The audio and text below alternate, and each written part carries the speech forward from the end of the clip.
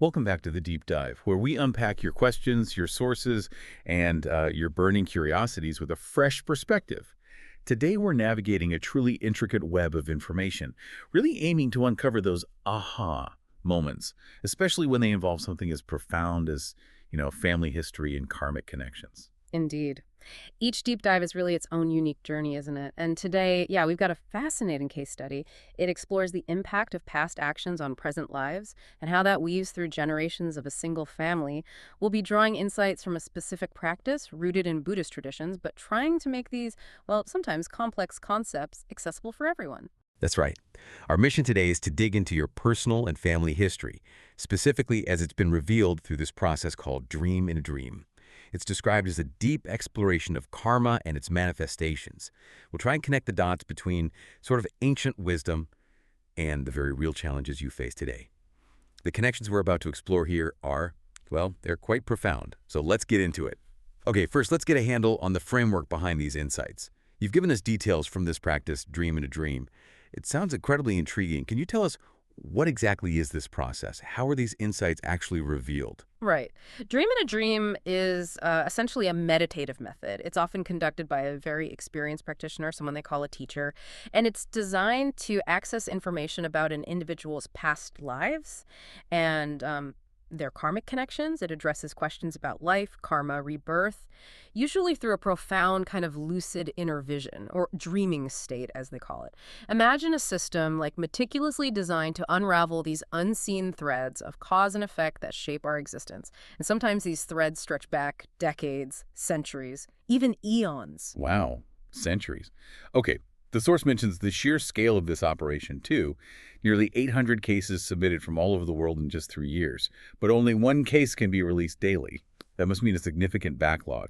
How does that volume affect things? How's it managed? Oh, it definitely creates a considerable waiting period for people seeking answers. Yeah. This process, it's really grown into a global phenomenon. It involves a pretty rigorous committee that has to meticulously gather more information, conduct follow-up interviews, because the initial submissions are often quite brief. Only after all that compiling does the insight into past lives and karmic outcomes get revealed through this unique dreaming stage.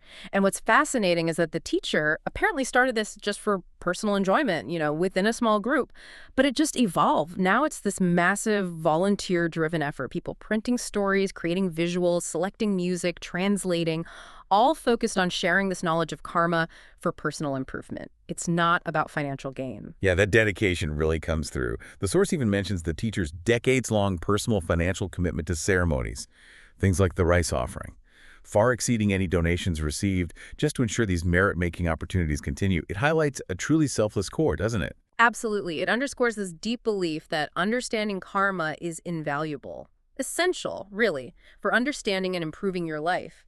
And it's this very process, this rigorous system, that has apparently shed light on the intricate history of your family. Tracing back to your involvement with the Kindergarten of Dream in a Dream back in 2004 and your first visit to Wat Phra Dhammakaya in April 2005. So as we delve into your family's history now, we'll start seeing not just individual threads, but almost like a tapestry. Certain patterns of cause and effect seem to echo across generations. It's a powerful illustration of how our actions can ripple through time. Let's start with your paternal grandparents. Indeed.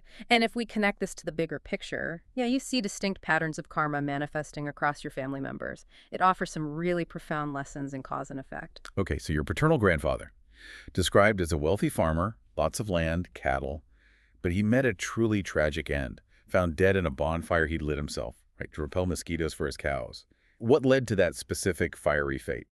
Well, this tragic event, according to the insight, was a direct consequence of a past life where he got into a dispute with a neighbor, and in anger, he used straw and oil to burn down their buffalo shed. Killed the buffaloes inside. Oh, wow. So that specific destructive action involving fire, involving harm to animals, it directly led to his death by fire in this life. However, it's important. Due to the traditional merit he accumulated in his present life, like building temples and community service, he was reborn as a high-level Brahmadeva. That's a celestial being in a higher heavenly realm. And the source says he has received the merit you dedicated, significantly improving his state there, better celestial food, clothing, home, stuff like that. It's a stark connection, isn't it? Most poetic justice. It really illustrates that principle in karma, where the nature of your action can echo back in your own experience. But in contrast, your paternal grandmother, she was a midwife, delivered babies for free, lived a healthy life, died peacefully at 83, just old age. Such a different outcome. Exactly. Her selfless act, assisting others as a midwife, that brought her significant positive karma, merit. This resulted in, a good family environment for her, easy childbirth herself, and she was beloved by everyone. After passing, she also became a high-level Brahmadeva, residing in the same celestial village as your grandfather, benefiting from her Buddhist merit and her community service. And she's also received your dedicated merit, enhancing her conditions too. What's really remarkable here is how the intention, whether it's harmful anger or selfless service, creates such distinct, almost literal echoes in future lives. It's a powerful reminder, our inner motivations are just as karmically potent as our outward actions.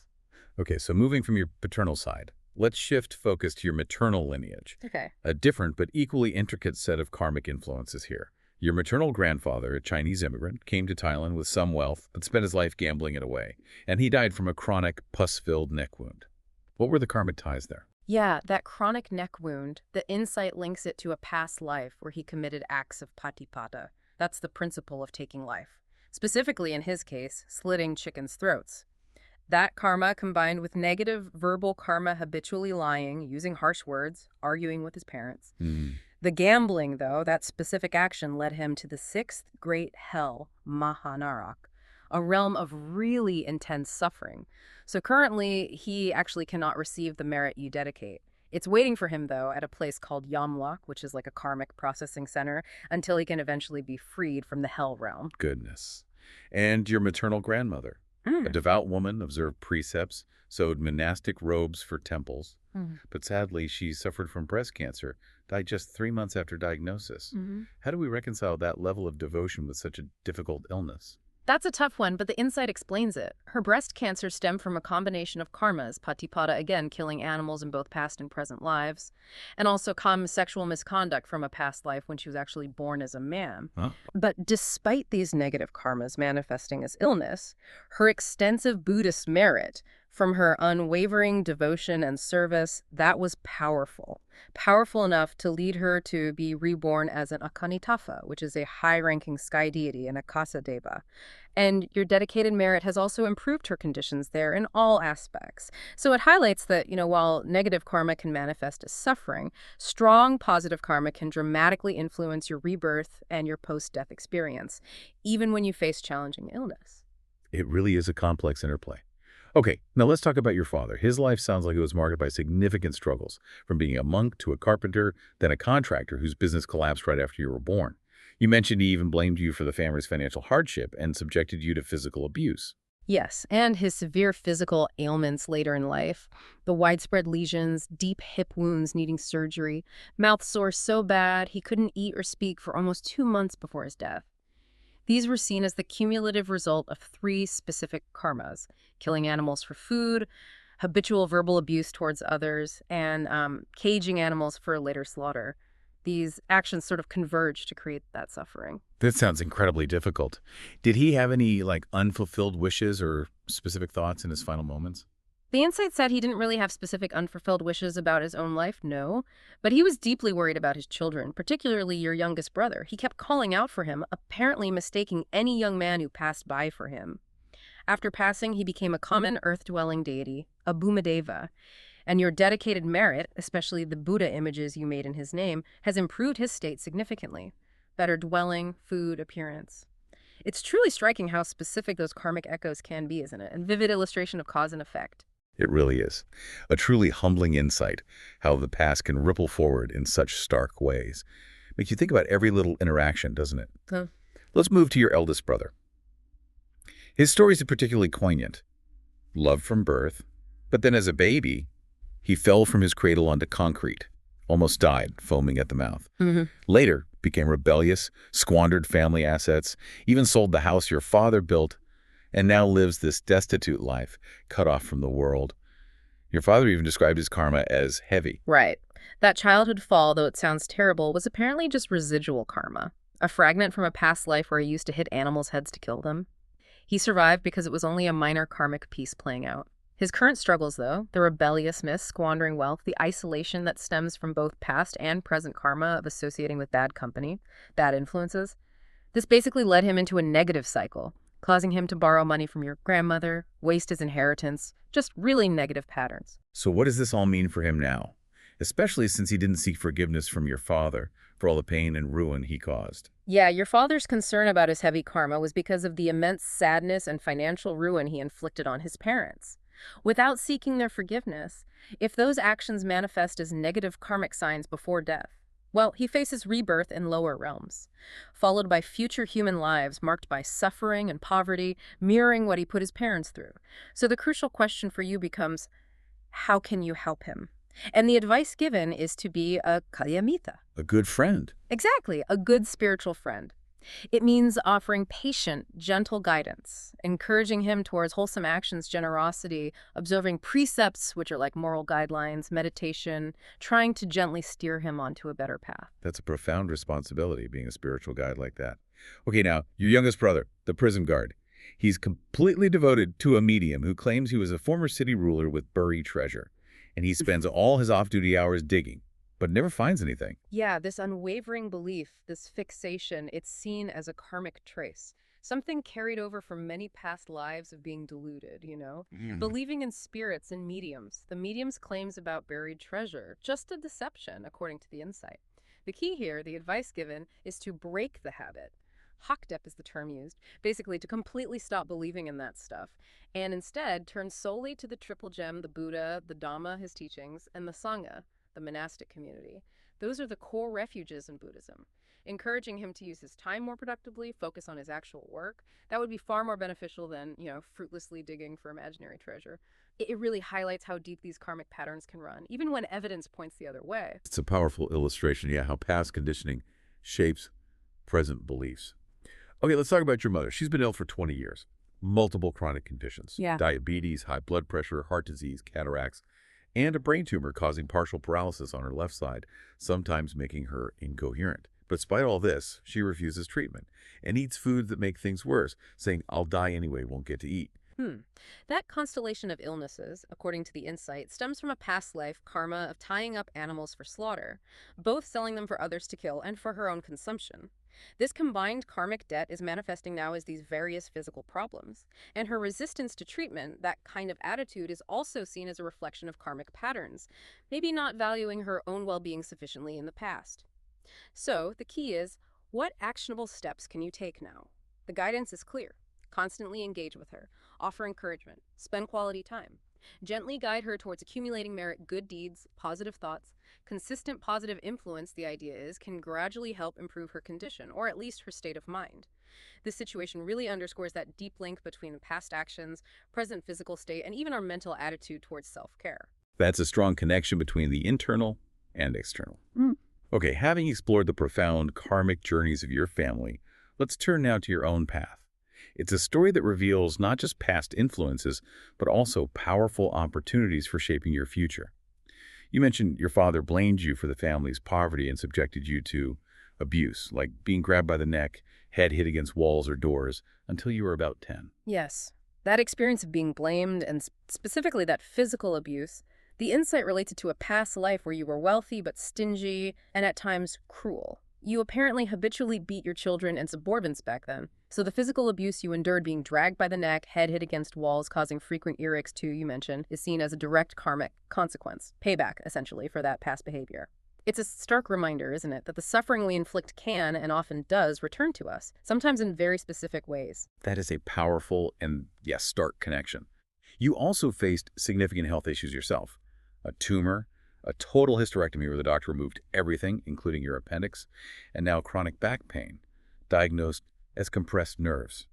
Particularly bad when standing. You refused a second surgery for that. What's the karmic link here? Right. These health challenges are seen as a combination of karmas, kame, again, sexual misconduct from that past life as a man, combined with patatipada, repeatedly killing small animals for food, and also exploiting animals, making them carry burdens beyond their capacity, like overworking pack animals. Your current back pain, the compressed nerves, that's also part of this cumulative result. So to mitigate this, the advice is very direct. Focus on acts of generosity, observe precepts consistently, cultivate meditation, and specifically release animals from captivity, like buying fish to release them, and dedicate the merit from all these actions to any beings you might have harmed in the past.